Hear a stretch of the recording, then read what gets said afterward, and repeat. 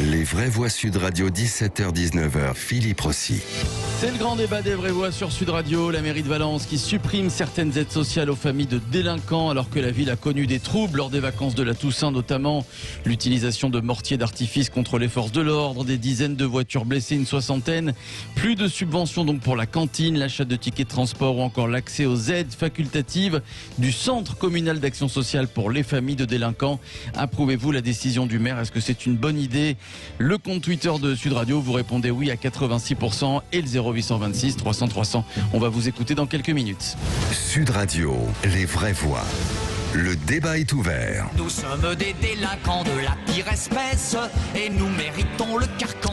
On en débat avec nos vraies voix, Françoise Degois, Jean Dorido, Philippe Bilger et le maire de Valence qui nous a rejoint. Nicolas Daragon, bonsoir. Bonsoir. Bonsoir monsieur le maire. Alors c'est l'éternel débat, supprimer les allocations, en tout cas certaines aides sociales, les aides sociales pour les familles de délinquants. Qu'est-ce qui vous a amené monsieur le maire à prendre cette décision? Les faits qu'on a constatés de violence urbaine pendant les vacances de la Toussaint, voilà. Et puis finalement l'écoute de mes concitoyens, 99,99% des habitants des quartiers où se sont produites ces violences urbaines sont des gens honnêtes et qui aspirent à vivre paisiblement. Ils n'en peuvent plus, ils me l'expriment régulièrement. Aujourd'hui on parle des sanctions pour les délinquants, mais en vérité on oublie de dire que quand on envisage d'expulser une famille qui a en son sein un délinquant, eh bien d'habitude c'est plutôt les voisins qui s'en vont parce qu'ils en ont ras-le-bol. Et donc voilà, c'est le témoignage de tous ces gens qui en ont marre. Et moi je ne me fais pas l'idée de continuer à verser des aides à ces familles-là qui n'assument pas l'éducation, qui n'assument pas leurs responsabilités civiles et pénales pour les mineurs qu'ils ont à leur charge. Donc voilà, on décide d'agir. Est-ce que vous avez un contact, Nicolas Daragon, avec ces familles quand vous leur supprimez ces aides sociales? Est-ce que vous les appelez, par exemple, pour leur expliquer pourquoi? Est-ce que vous entrez en contact avec eux?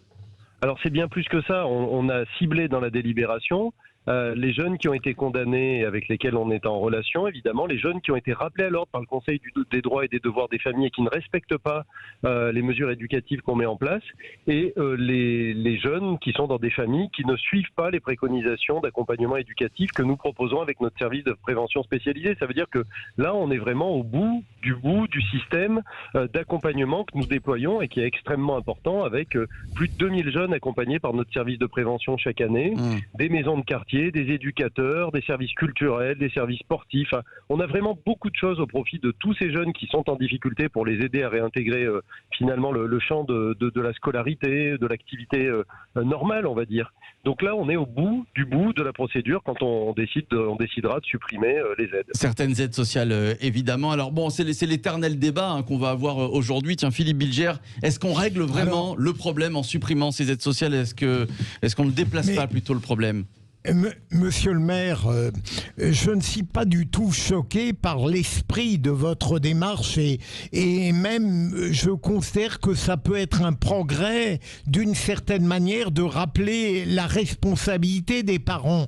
Ce qui me fait hésiter un petit peu, c'est que est-ce qu'il y a véritablement un lien logique, nécessaire, irréfutable entre l'incurie des parents et la liberté dévoyer des enfants?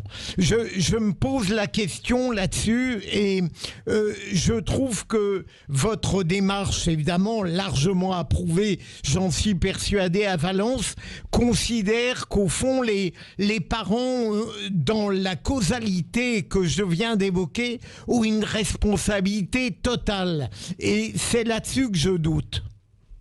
Je comprends la question que vous posez, on se la pose nous aussi, mais en vérité on est sur du sur-mesure, ça veut dire qu'on n'est pas sur une décision froide. On va avoir affaire à ces familles-là et on va valider avec elles qu'elles sont rentrées dans un processus d'accompagnement éducatif avec nos services, mais qu'elles-mêmes s'engagent aux côtés de leurs propres enfants pour les encadrer. Et quand ça n'est pas le cas, il y a un moment où moi, très clairement, on me dit « mais vous allez priver les autres enfants du foyer ». Mais c'est les parents qui bénéficient des aides. C'est les parents qui ont le budget de la famille. C'est pas les enfants à qui on va dire « tiens, on va te donner un chèque sport pour aller t'inscrire dans un club sportif ».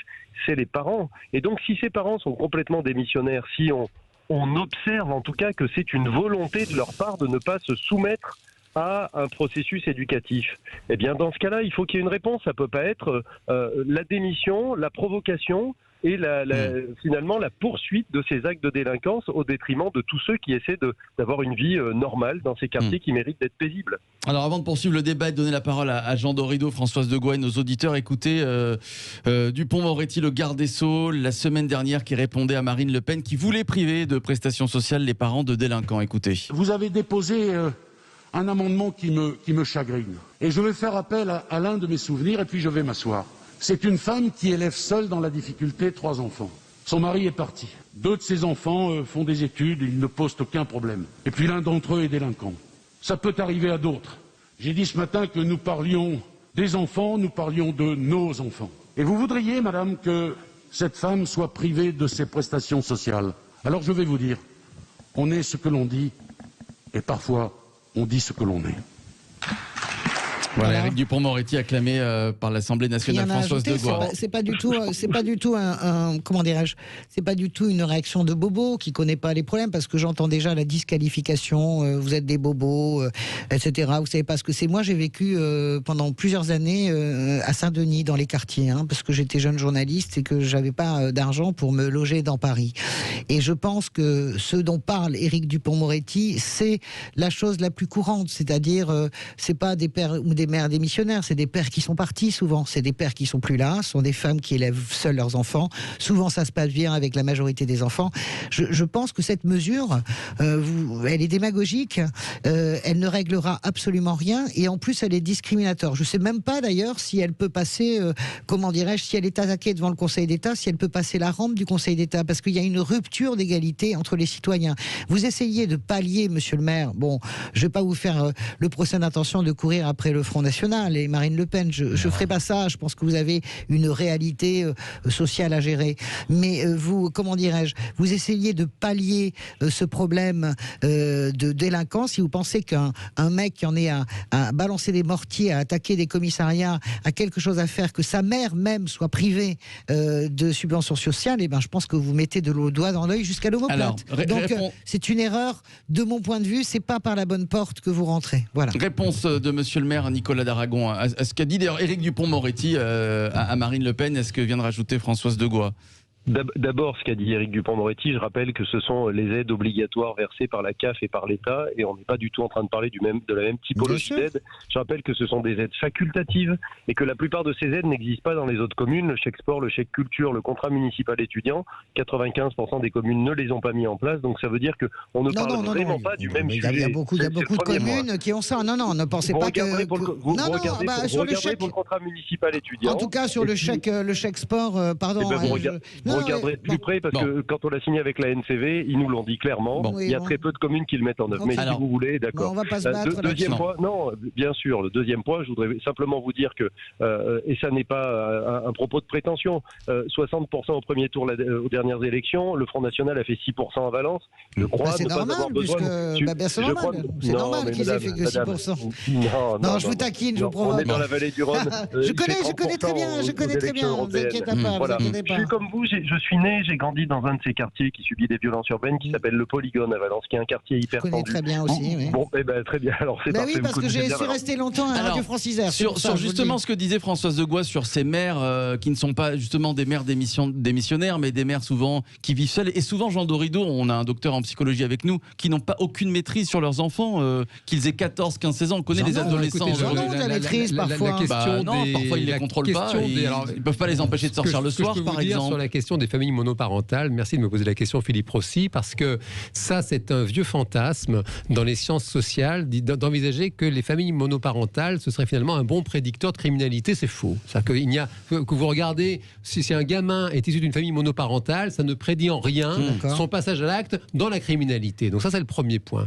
Deuxième point, je ne peux pas ne pas le rappeler, j'aimerais dire à monsieur le maire que j'ai une tendresse particulière pour la ville de Valence, parce que j'ai eu le plaisir d'y servir au 1er régiment de Spey il y a très longtemps, lorsque j'avais le plaisir de servir mon pays avec un béret et des Rangers, et c'est une très très belle ville. Et le troisième point, j'aimerais personnellement, ma foi, féliciter monsieur le maire de cette décision, parce qu'il recentre le débat sur les honnêtes gens, qui sont quand même la majorité des personnes qui vivent dans cette collectivité. On est une collectivité humaine, Françoise le rappelait tout à l'heure, et on met en commun de l'argent, on se cotise à hauteur de ses moyens, et on met tout ça dans une caisse commune pour ensuite utiliser cet argent l'argent pour les plus nécessiteux. Et c'est extrêmement noble. Et recentrer justement le débat sur ces honnêtes gens qui, comme le rappelait Monsieur le maire, n'en peuvent plus de vivre dans une ambiance complètement criminelle. Et ça me semble être juste au bout d'un moment de dire, écoutez, nous on est solidaires, mais là vous ne jouez plus la règle du jeu, eh bien on ne vous donne plus cet argent. Ça me semble être quelque chose...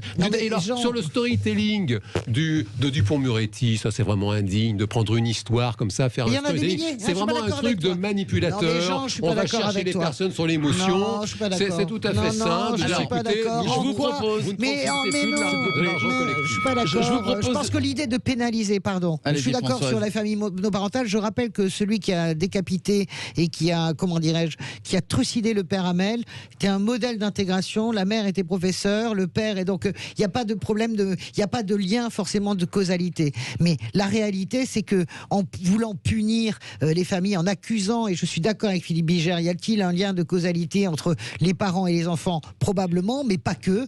Eh bien, vous pénalisez aussi l'ensemble du foyer. Si vous dites que vous faites, si vous dites que vous le faites au cas par cas, je déteste cette idée. On va laisser poursuivre Monsieur le maire qui doit nous quitter dans 2 petites minutes. Nicolas d'Aragon. J'entends ce que vous me dites, madame, mais simplement, si on se contentait de faire le constat que ça ne fonctionne pas dans cette famille, non.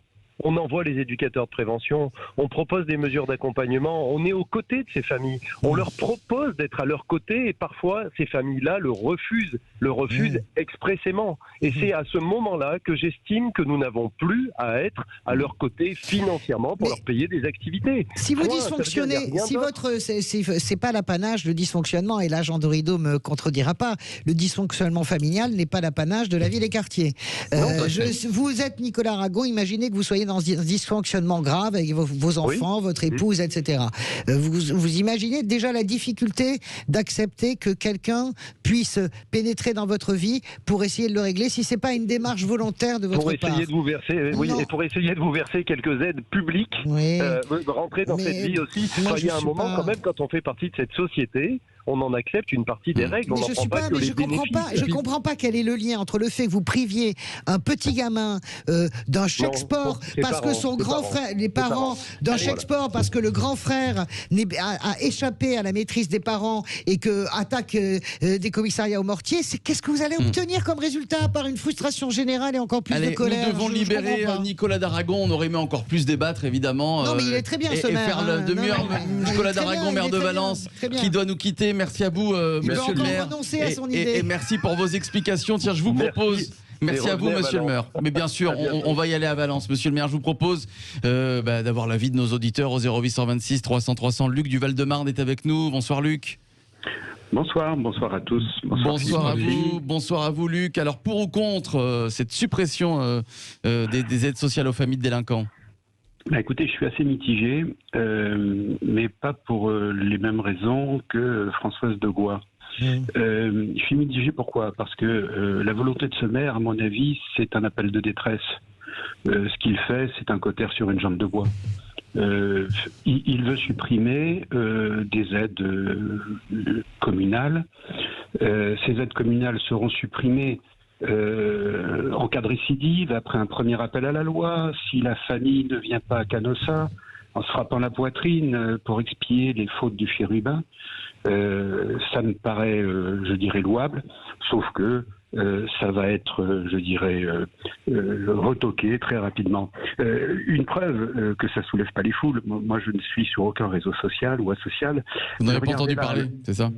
Je regardais à l'instant les sites du Figaro, du Point, de l'Express, de Libération et de l'Humanité. Il n'y en a pas un qui en parle. C'est vrai. Tout le monde s'en fout. C'est vrai. C'est un non-événement. Alors par contre, ça va pas faire rire Françoise de Gois, mais bon, je l'avais préparé. Je vais pas m'en priver. Allez-y, Luc. On leur supprime le passeport. Ils en font déjà tous les jours. Arts martiaux, lanceurs de poids, motocross et course à pied. Il n'y a pas de problème. Ce que je veux dire, si vous voulez, c'est que c'est vraiment ridicule. Je suis d'accord avec le maire, il faut faire quelque chose. Bon. Luc, j'aimerais entendre Chantal qui est avec nous avant de se quitter. Chantal, bonsoir Chantal. Bonsoir à tous. Bonsoir Chantal. Il nous reste peu de temps, malheureusement, quelques phrases, Chantal. Écoutez, moi je trouve que M. d'Aragon a beaucoup de courage et que j'espère qu'il sera suivi par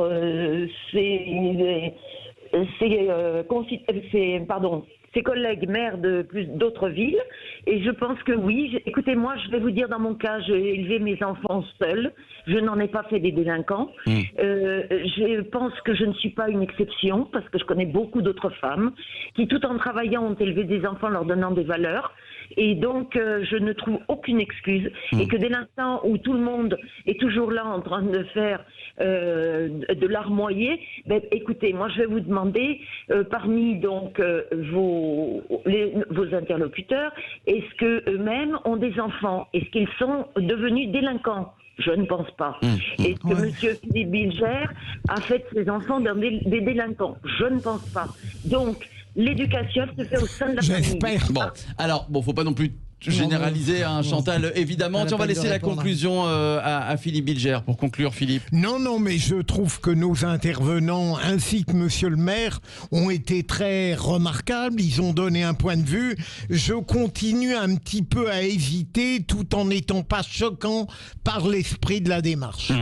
Voilà, on va se retrouver dans quelques instants, évidemment. On remercie le maire de Valence, Nicolas Daragon, d'être expliqué, d'avoir débattu avec nous, nos auditeurs, Jean-Luc et Chantal. Et on se retrouve dans quelques instants pour le clin d'œil des vraies voix. Vous allez voir que pour projeter des films, les directeurs de cinéma trouvent des endroits assez insolites.